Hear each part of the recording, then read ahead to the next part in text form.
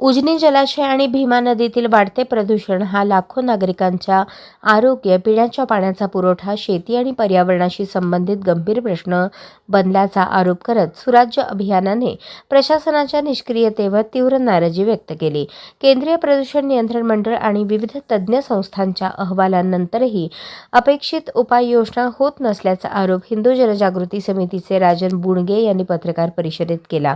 उजनी जलाशय हा सोलापूरसह परिसरातील लाखो नागरिकांच्या पिण्याच्या पाण्याचा प्रमुख स्रोत आहे.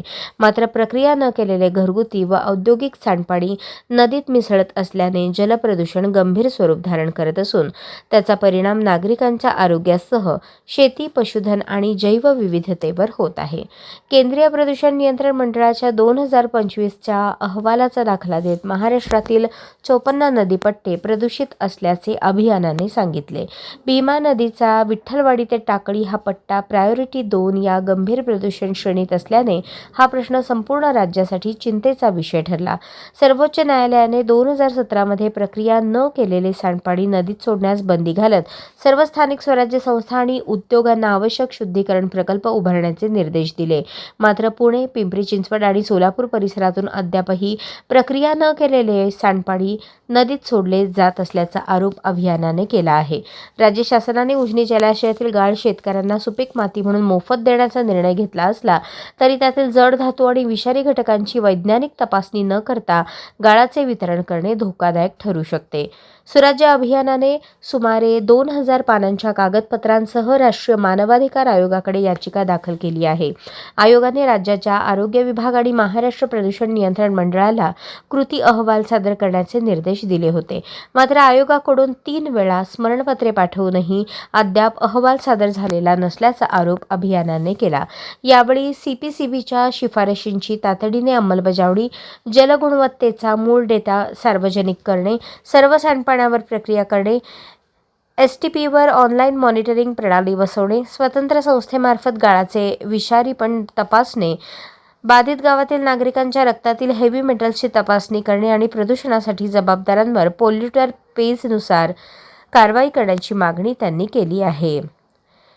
मागण्यांकडे दुर्लक्ष झाल्यास व्यापक जनआंदोलन उभारून कायदेशीर लढा अधिक तीव्र करण्यात येईल असा इशारा सुराज्य अभियानचे जिल्हा समन्वयक दत्तात्रय पिसे यांनी दिला आहे. इतर ज्या काही जबाबदाऱ्या संस्था आहेत त्यांच्याकडून त्याच्याबद्दल चर्चा पण नाही केली गेली, जनतेला कळवलं गेलं नाही, त्याच्यावर काय उपाययोजना केली गेली नाही. सुप्रीम कोर्टानं पण एका निर्णयामध्ये पर्यावरण सुरक्षा समिती वर्सेस युनियन ऑफ इंडिया याच्यामध्ये त्यांनी सांगितले की जे काही महापालिका असतील, नगरपालिका असतील, ग्रामपंचायती असतील, कारखाने असतील, त्यांनी आपलं जे काही पाणी, सांडपाणी जेव्हा थेट नदी तलावामध्ये सोडले जातं तर ते STP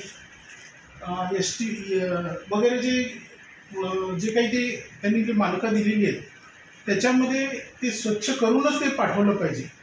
परंतु आज त्याचा जरा अभ्यास केला, त्याचे अहवाल पण उपलब्ध आहेत की जवळपास 50% पाणी, अधिक पाणी हे विना प्रक्रिया असं सोडलं जातं. म्हणजे सगळ्या सोलापूरकरांना मृत्युमुखी पडल्यानंतरच तुम्ही याच्यावर काळजी घेणार आहात का किंवा हे दखल घेणार आहात का, याची दखल पण घेतली गेली नाही. आम्ही जवळपास 2000 पानांचा विविध अहवालांचा अभ्यास करून मानवाधिकार आयोगाकडे तक्रार केली होती. मग मानवाधिकार आयोगानं आदेश दिला राज्य शासनाला, MPCP बोर्डाला की तुम्ही याच्यावर ॲक्शन प्लॅन करा. त्या आदेशाला 13ची टोपली दाखवण्यात आली. त्यांनी 3 स्मरणपत्र दिली, त्याला पण काही उत्तर नाही. हे कोळीचं उत्तर नाही. म्हणजे लोक मेले तरी चालतील पण मग तुम्ही ढिंब होणार नाही, हलणार नाही, आपण काही करणार नाही. एवढी भीषण परिस्थिती, एवढी अनास्था लोकांच्या जनतेशी, आणि ते पण जे जबाबदार आहेत त्यांची, हे अत्यंत घातक आहे, अत्यंत चुकीचं आहे.